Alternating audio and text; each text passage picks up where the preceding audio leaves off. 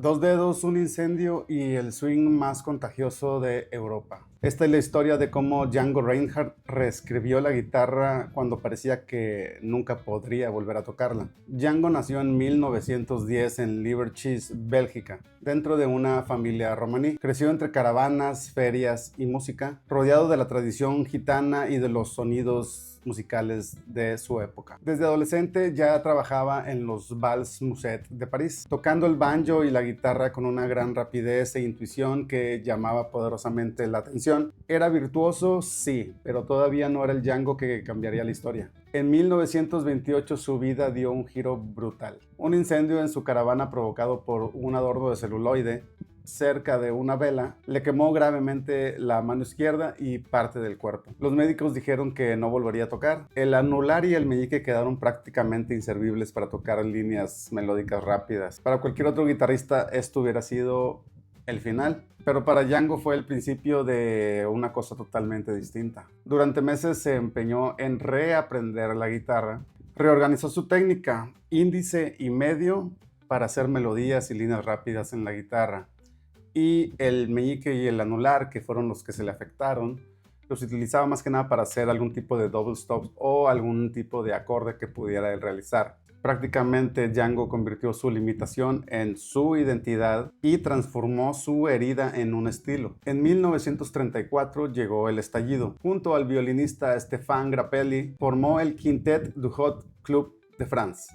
Una banda inusual de solo cuerdas, violín, guitarra solista, dos guitarras rítmicas y contrabajo, sin batería y sin metales. Y sin embargo, un swing puro y altamente contagioso. París se rindió ante ese sonido, europeo por elegancia, gitano con su fuego y profundamente jazz por su libertad. El lenguaje de Django mezclaba raíces romaníes con jazz que cruzaban el Atlántico. Su ataque con púa era decidido, con un rest stroke que hacía sonar la guitarra grande, redonda y con mucha profundidad. Sus melodías eran cantables, sus líneas parecían hablar y sobre todo sus arpegios parecían incendiar toda la sala. De esa combinación nacieron piezas que hoy son un himno o son piezas claves en la historia de la guitarra, como Minor Swing, The Angiology, Swing 42. No solo eran canciones, eran un manifiesto de una nueva forma de tocar y de escuchar música. Luego llegó la guerra. Con el estallido de la Segunda Guerra Mundial, el quinteto se separó. Grappelli se quedó en Londres y Django volvió a París. Para un artista romaní, la ocupación era un peligro. Aún así,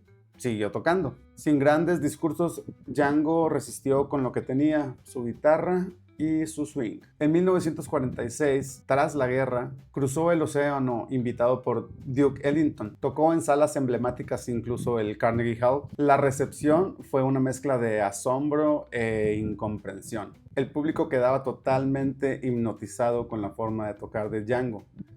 Pero Django no era un músico de protocolos rígidos, digámoslo de esa forma. Detestaba los ensayos formales, aparecía con guitarras prestadas y hacía justamente lo que sentía en el momento. No estaba interesado en encajar, estaba interesado en ser el mismo. De regreso a Francia, escuchó el bebop y se enfocó en modernizar su lenguaje sin perder su esencia gitana. Vivió entre la pesca, la pintura y conciertos ocasionales. Y aunque parecía que el tiempo le debía favores, el 16 de mayo de 1953 falleció por un derrame cerebral a los 43 años. Fue demasiado pronto para alguien que aún estaba inventando y creando cosas nuevas. Su legado no es una reliquia, es un género vivo. El gypsy jazz existe en gran parte por él. La guitarra tipo Selmer McAfee, el ataque del rest stroke, el uso muy expresivo de arpegios y cromatismos y la manera de hacer bailar a todas las salas sin necesidad de baterías.